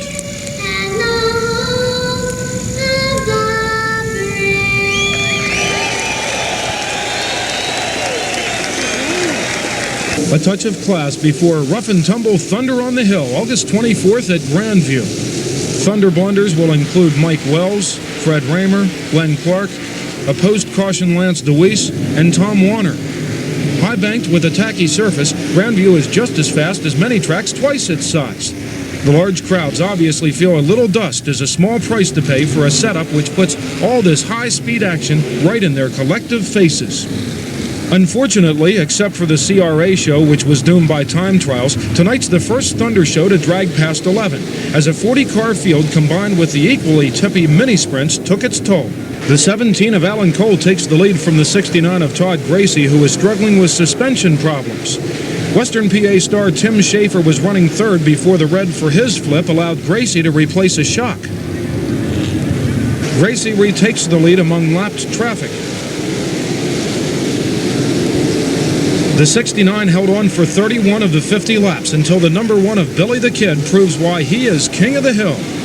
It's Billy Pouch's 3rd sprint championship here in Bechtelsville. August 28th, Jason Claus and the Cars Sprints do it Port Royal style.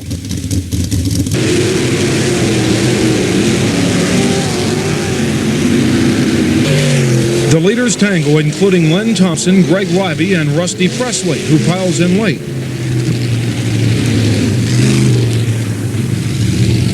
Most fortunate was Brian Paulus, who lost only his wing while passing under Libey. 13th starting spot was not unlucky for the deuce of Frankie Herr, taking the lead from the 08 of Jason Claus and clinching the 93 Cars Point Championship with tonight's win. August 29th, Fred Raymer, number 21, continues his Lincoln dominance, but it's never dull, as he always does it with honor from mid-pack. Fast Freddy slips by Mr. Smith into second before taking the lead from Clinton County champ Phil Walter in the 55. Despite this detour, Walter will finish second. September 5th finds the United Racing Club sprint cars at Grandview.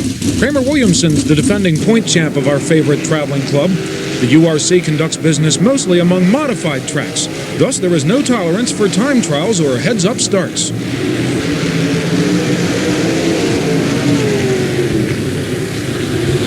Driverette Mare Stelfox already has the altitude record here at Grandview. Tonight she goes for impact as well. Fresh off her first feature win, Mare's biggest problem is calming the men down.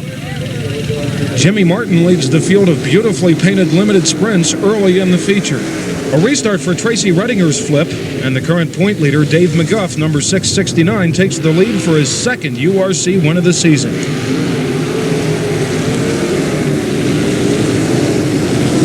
That's Dave with the beard, along with the well-shaven Miss URC.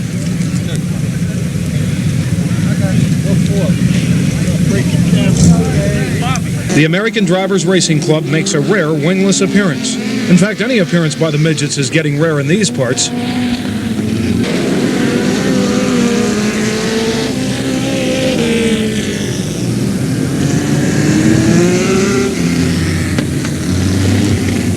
After a pair of hard double spills, the number 22 of John Heidenreich and the 75 of Lou Ciccone put on a good old-fashioned race-long duel for the lead, one of the best of the season.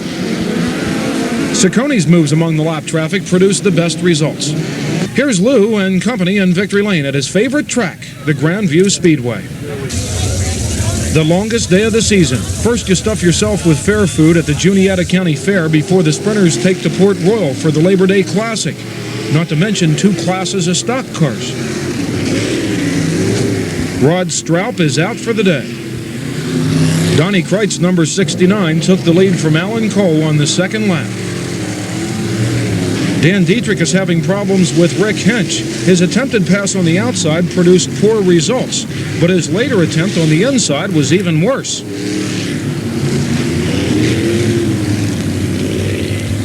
Kreitz held off Todd Schaefer for his second straight Labor Day win here. Veteran Dave Kelly will be missed as he is moving down south.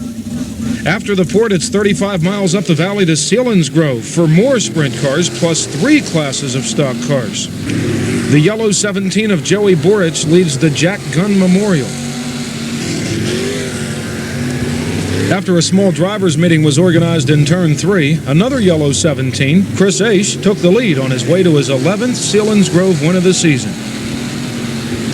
While Pennsylvania is most famous for its sprint car competition, as you will see among our musical mayhem segment, if it has wheels, you can race it here.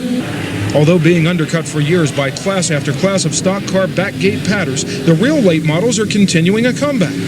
At most Saturday night tracks, die-hard fans and insomniacs are free to stay for sunrise services of street stock thunder car shenanigans and wrecker activity.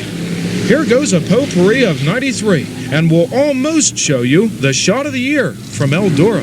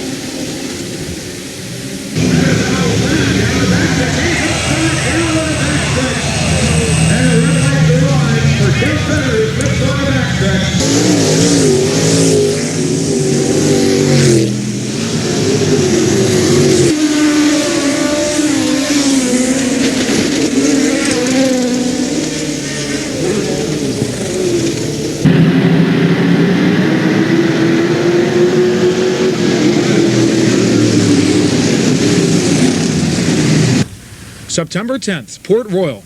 Pleasant traditions of the season-ending Tuscarora 50 includes no time trials and the season's biggest crowd. Unfortunately, high winds and a rare goof by the track crew precipitated the dustiest conditions of the year here. Troy Camp and Gary Brazier did not qualify, but left their marks nonetheless. 93-point champ Lance DeWeese took the lead from the 17 of Alan Cole on the 8th lap. The 21 of Fred Raymer pressured leader DeWeese mid-race, but Donnie Kreitz is fastest on the Dust Bowl. The 69 took second from Raymer on the 41st lap and then the lead on a restart. The interview reminds us that racers themselves must never be in power over track preparation.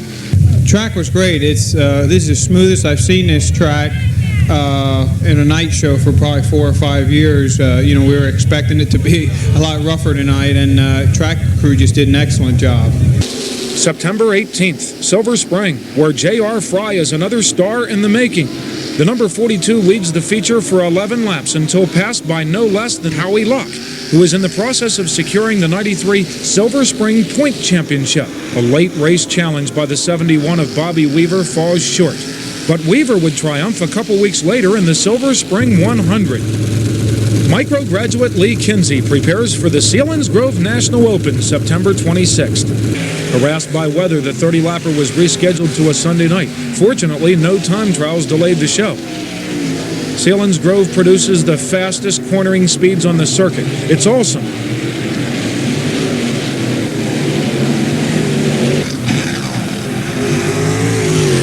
One Selinsgrove regular missing pit side tonight is Glenn Clark, who totaled his racer in a terrific impact back on September 11th. 93-point champion Chris Ace crashed out early, and Todd Schaefer is number one tonight here at Selinsgrove, where they know how to do victory lane right. After Labor Day comes football and rainier weather. Williams Grove hangs in there a couple more weeks, during which time Len Thompson, Steve Peer, and Darren Ace find different places and angles to bite the steel. The season ends with a two-day outlaw-sanctioned National Open. No passes for the lead either day this year, as the entertaining time trials start perennial World of Outlaw champ Steve Kinzer on the pole Friday night, and perennial Williams Grove Point champ Donnie Kreitz on the pole for the Open itself Sunday afternoon.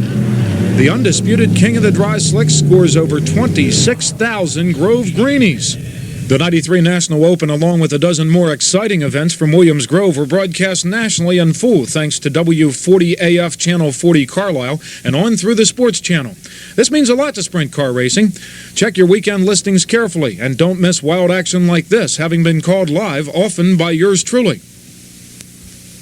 Finishing sixth, well back, and they're still racing. Bill Bryan and Tony Grainer crosses and hits the slowing car down the front stretch. Tony Greener's going to lead the way. Billy Pouch in trouble on the front stretch, so's Donnie Kreitz.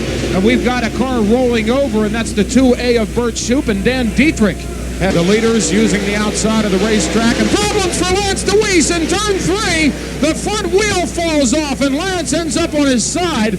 Kind of tire that they'd like, and right there is the tire problem for Bill Case, as he rolls it over on its side, and then it gets hit again, and this time by Bill Fantasy, and Bill's... October 9th. Many of the wild scenes in our musical segment took place here at Linda's Speedway. The quarter mile is perfect for the micros, and this year's National Open drew over 70 entrants. The winner, however, is quite familiar, as the 92 of Kevin Gobrecht takes the lead from Blaze Alexander on the 23rd lap on his way to another win. October 16th, Path Valley is the perfect arena for the midgets. Fred Heidenreich, John Sibling, prepares his brother's backup racer. A lot of people missed this rain-delayed rare appearance of the full midgets, which wound up against Penn State football and the World Series. Dan Shelbo gets over a tire, and as Dan saves it, Gary Monshine winds up against the light pole. Dan is over a tire again, and this time he does not save it. Dan suffered only frustration and a beat-up race car. The 71 of Fred Heidenreich leads for 9 laps until Liquid Lou Ciccone, number 75, took the lead, the win, and the 93 ARDC Point Championship. After Path Valley, we're across the hill to Lincoln, where the story has been the never-claimed bounty on Fred Raymer and Will Rose, who's led several features now, only to crash or be crashed. Tonight, however, Raymer is racing elsewhere, and Rose is not in contention.